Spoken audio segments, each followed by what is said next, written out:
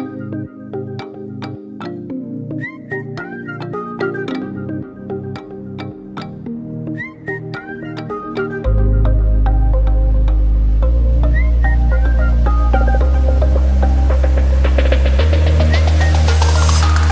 what's up guys? Welcome to Friday at Porter Valley Ranch, which means it's time for Farm Friday Winter Edition. So as you can tell, there is snow and sleet and ice on the ground behind me. It's not very deep, but it is solid, it is packed. This started with a thunder sleet storm, which I have never personally seen. We've had thunder snow a couple years in a row now, but thunder sleet was pretty crazy. Little pebbles of ice falling from the sky while it was thundering and 22 degrees. That was nuts. But it sleeted first and then it kind of got some drizzle and it just created this firm, packed layer of ice and sleet and a little bit of snow that is just solid. It's not going anywhere. It's still in the 20s here, so I don't think this stuff is gonna melt until we get above freezing, but that does not mean that we don't have to do our job. We gotta do our farm chores, we gotta feed the animals. Let's go check on everybody and see how they're doing. All right, so it's really cold today, so what we are feeding our animals is actually these pellets. They're alfalfa pellets mixed in with some corn. We need to get their body temperature up since it's so cold out here. You want some, buddy? No, he's not impressed. All right, buddy, you'll go with us today. Let's go check on the animals. Make sure and remember that if you comment on this video, you will be entered into a chance to win a Porter Valley Ranch t-shirt. We've been giving those away every Friday and plan to continue doing so, so make sure you check back with us every Friday, or in last week's case, Saturday. We couldn't get our video to post until Saturday morning. Turned out all right, everybody checked it anyways. Also, stick around to the end of the video. We will give you another chance to win by typing in a special code word or phrase into your comment, but also that's when we're gonna give the t-shirt away from last week. So stick around till the end of the video and we will tell you who won last week's t-shirt. So you guys know you're not supposed to feed animals on the ground. The nice thing with this ice and sleet and snow mixture is I can just slide it across the ground and it's not actually touching the ground, and also it's pretty cool.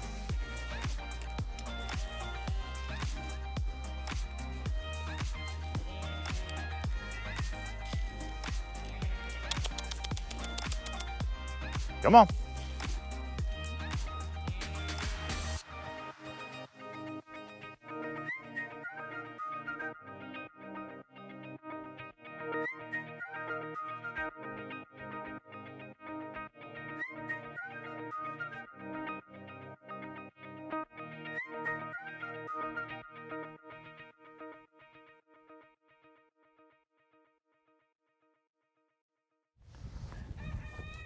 So I came out earlier and George here had his foot stuck on a piece of baling twine in that bale. And to be honest, I thought he was dead. I looked out the window, you can see our kitchen window right there. And I looked out and I saw him laying on his side with his leg straight, which is never a good sign. And I just kind of quietly got up. The kids are home today. They didn't go to school. It is what they call a virtual day. So they had a couple days off school and then they did what they call the virtual or distance learning day. So they are all working from home. So I stood up quietly and walked outside quickly to check on him. And luckily he was not dead, he was just stuck. So basically he had his foot wrapped up and he was just laying down. It's one of the reasons that whenever the temperatures get really low and there's snow or things outside, you've got to check your animals every couple hours, because if he would have been stuck like that and not able to move, then he could have died pretty easily or pretty quickly. So we're currently coming about every 2 or 3 hours and checking.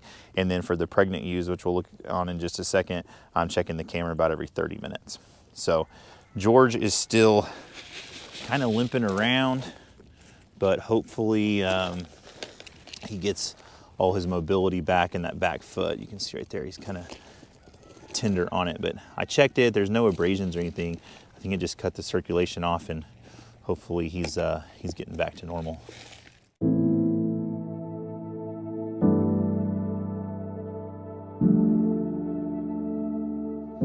Heard some coyotes this morning, and I don't like that at all. Buddy was going nuts. So I'm walking down here to see if I can see any sign of coyote tracks. The nice thing about the snow is you can see what is making tracks, where they're coming from and where they're going. So I'm going to easily make my way down here on this icy road and see if I can find any tracks for where they are. This is part of our property you guys don't see very often because it's not where the animals are currently. I'm hoping to fence this off this spring because the Ibex would absolutely love it being able to climb on these rocks. You can see we've got this little bridge here, and we've got some of these, they're not necessarily caves, but they're little overhangs on some of these rocks. A lot of people have told us that whenever Prohibition was going on, there were people that would have, you know, stills off in these little crevices. And they said that even up until, 20, 30 years ago, you could find copper in pots and things like that where people would make moonshine or whiskey or whatever in these little cave overhangs. So we haven't ever found anything like that, but we've definitely got a lot of those spaces. So hopefully we can get this fenced off this spring, and we'll let the goats go over here. They can, number one, clean it up, but they can also live in more of their natural habitat, which would just be, rocks and cliffs and things like that for them to play on. So that's a goal. Stay tuned for that.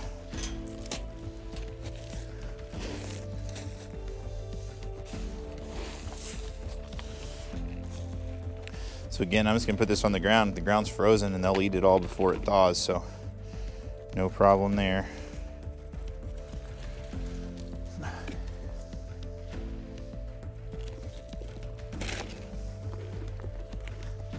Back up.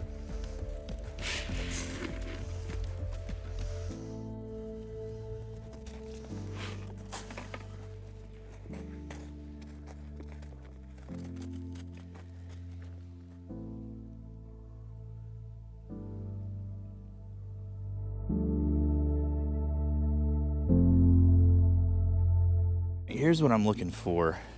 You can't see it very good, but that's a track that's smaller than Buddy's track would be, which probably means it's a coyote or a bobcat. I can't see it exactly, but you can see there's a deer track. You can see the little pointed toes right there. And this snow isn't as good as I had hoped it would be to find the tracks because it's just a little too icy. But I don't see any tracks closer to our livestock. It's mostly over here on this road that's a little ways away. There's some more deer tracks. You can see there which direction they're walking.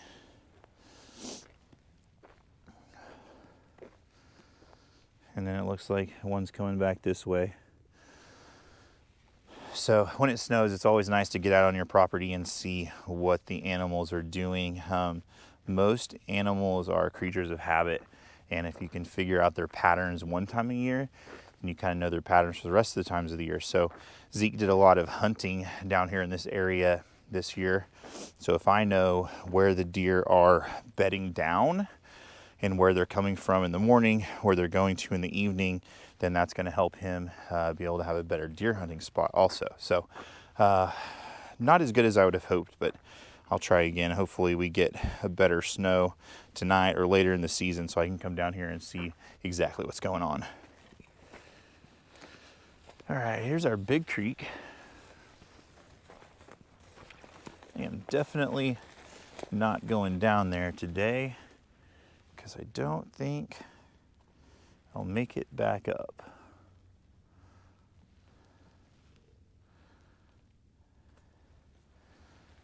That's about 20 feet down. This actually flows into the Arkansas River. And at times it's deeper than the Arkansas River. There is not much water in the Arkansas River. I want to show you guys something over here. I think it's pretty neat. If you looked during the day on a normal day in the winter or the summer, you wouldn't really see much, but whenever the snow falls right here, you can see these game trails that go through the woods. There's another one that goes this way, and they're just perfectly defined with that snow. So those are deer, bobcat, and coyote trails going through the wood. Or right now that's a buddy trail, but it's pretty neat just to be able to see where they go whenever that snow's on the ground. It's melted everywhere else, but it's still on those trails.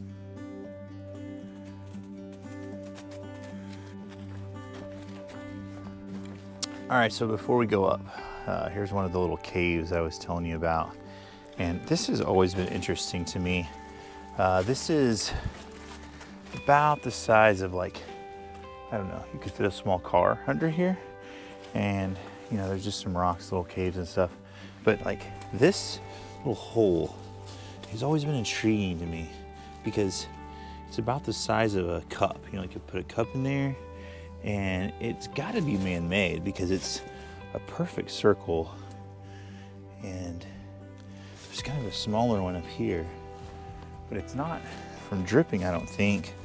I think it's man-made. I don't know if they would have done something in here. There's a lot of Native Americans in this area, and I don't know.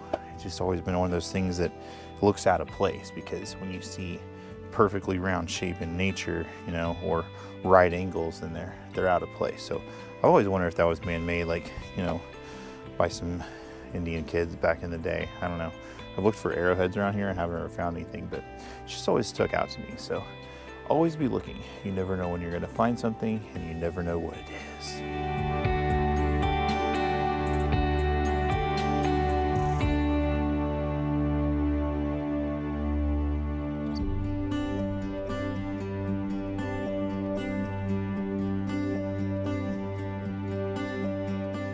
Okay, I've got our sheep kind of sectioned off. These 5 here are not in immediate danger of having a baby or a lamb, I don't think, but based on our breeding schedule, when they got marked, when they were exposed, and also by blocking and feeling and looking at their signs, I think they're about a month away. So we got them over here. I've got the ones in the other pen that are like not even near close. I don't think. They should be about a month or 2 away. And then up on the top, I've got the ones who could have lambs any day. And walk up this hill. I've been wearing tennis shoes, so I have better grip, but I don't know if I'm gonna make it up this. It looks like snow, but it's not. It is straight ice. So I'm trying to step on these rocks.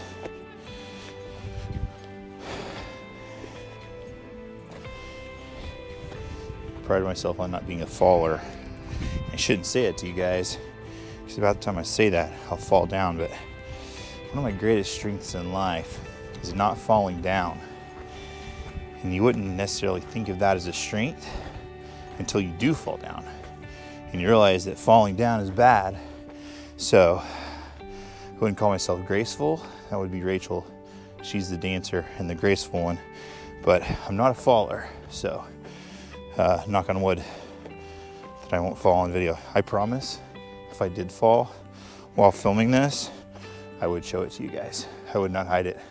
I would not conceal you from that joy. All right, in this pin here, I've got the 6 ewes that I think are closest to having a lamb. Before I go in, this little girl right here is, I think, just days away or hours away. I really thought that she would have her lamb when this ice storm hit, because usually a drastic change in weather can kind of force them into lambing. So I've been watching her on the cameras that we installed last week during our Farm Friday birthing suite makeover, this room right here. If you didn't see that, then you need to go back and watch that. But I've been watching her on those cameras, and I can see her belly moving around in an erratic pattern, which is not digestion. It means that the lambs are kicking her. I'm predicting she has triplets, and I mean, she is just loaded. If I come out in the morning and she has laid down for the evening, she can barely stand up, and I've been having to pick her up and help her stand because she's just so heavy and so far into her pregnancy. So I'm really hoping that she has them soon because she looks like she is just literally ready to pop.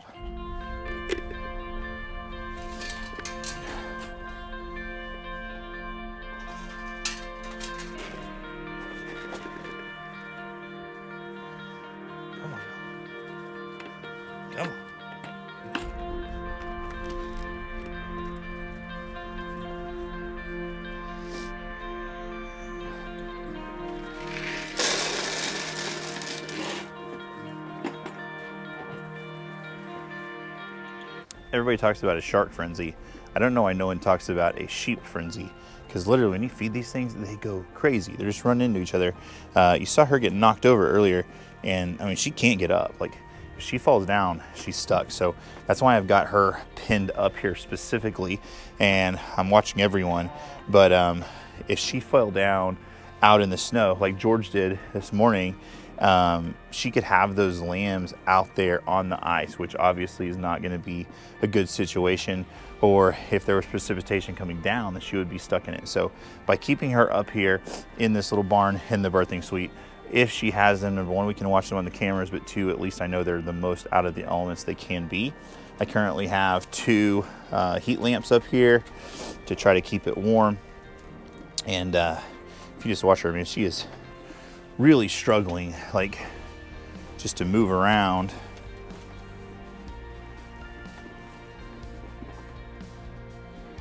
You can see that her udders are developed and probably ready to go whenever she has the lamb. So that's kind of one of the last things that happens. And then there will also be some swelling back there, her vulva area.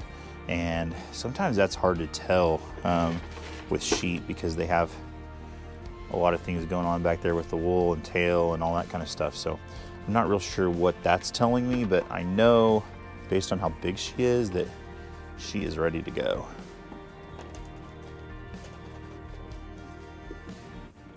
All right, so that concludes our Farm Friday video here. All of the animals are fed, they are watered, they are safe, and they are warmish.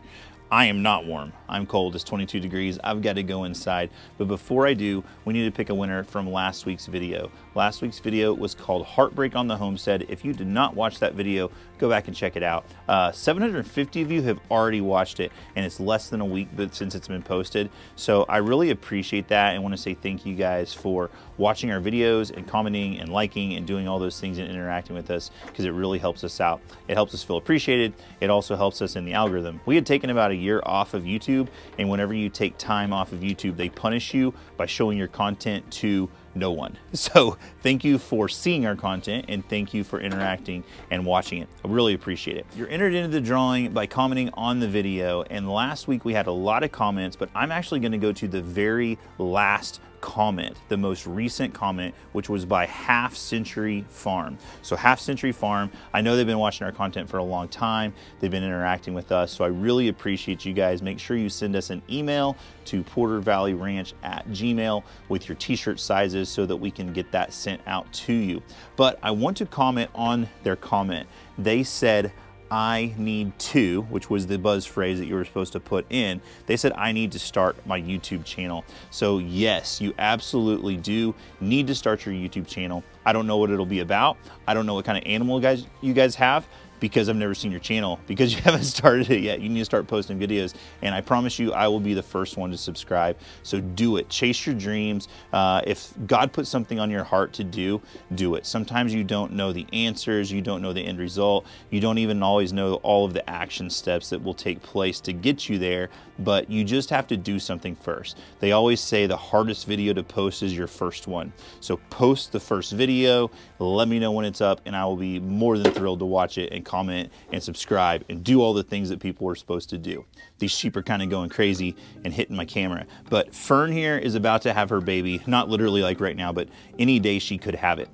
When she has her baby, we are going to start our lambing season and our naming process. So we like to name our sheep kind of in categories. So 2 years ago, we named them like hope and love and joy and mercy, you know, fruits of the spirit and qualities, admirable qualities. And then we brought in a group of baby dolls that we named flowers. So we have azalea, and we have fern, and we have rose, and things like that. So I would like you to help us pick what our names are going to be this year.